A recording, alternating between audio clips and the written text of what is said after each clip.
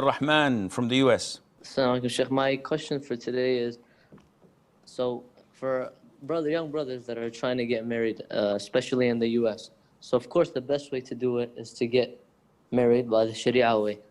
But in America, there is nothing to enforce that, like they would in US law. But if you do it in the US, according to US law, it's not Sharia compliant, but there's somebody to enforce it, as in the police, the government.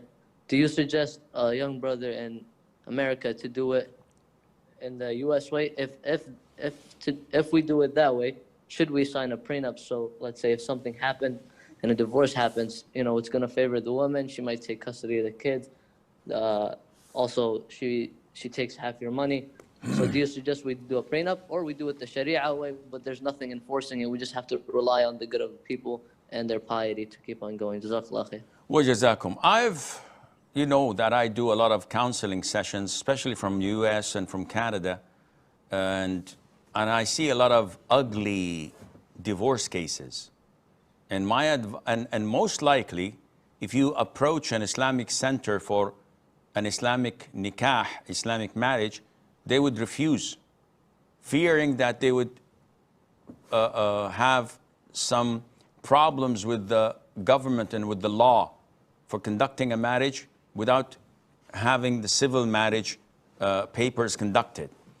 And I would highly recommend that you do both. Of course, Sharia marriage is inevitable. You can't be married without it. But even the civil marriage is good to protect the rights of people. Because so many times a man marries a woman Sharia way, not in a civil marriage, and then he runs. And she's trying to get out of the marriage, and all the Islamic centers say, sorry, you can't prove that you're married.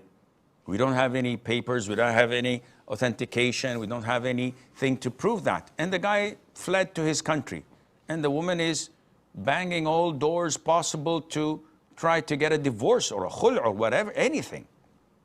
So, yes, get married according to the US law and to the Sharia law, and definitely 110% get a prenup.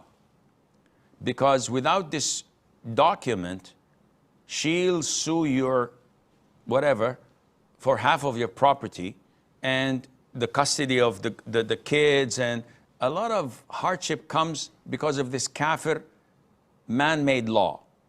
So once you've got it documented before the marriage that this is what's going to happen, you're not entitled for any of my savings or my business or for the property that I own, and you guys manage to successfully separate your finances. She has her own bank account, you have your own bank account, no joint account, baloney. This is, inshallah, a win-win situation.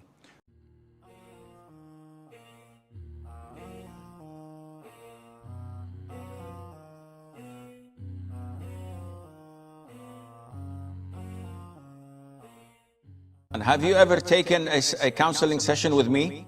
Go to my website and you will find counseling sessions and apply for one. If you can afford it, that's good for you. If you cannot, you're entitled for one free session. And this is for everybody. If they can affirm by Allah that they cannot afford it because they're poor, I'll give them one free session without a problem, a full half an hour. So come to me and let's speak about it, inshallah, within the following 2 days or 3 days. And bi'idhnillah azza wa jal, I will try and seek Allah's guidance to solve your problem once and for all, bi'idhnillah.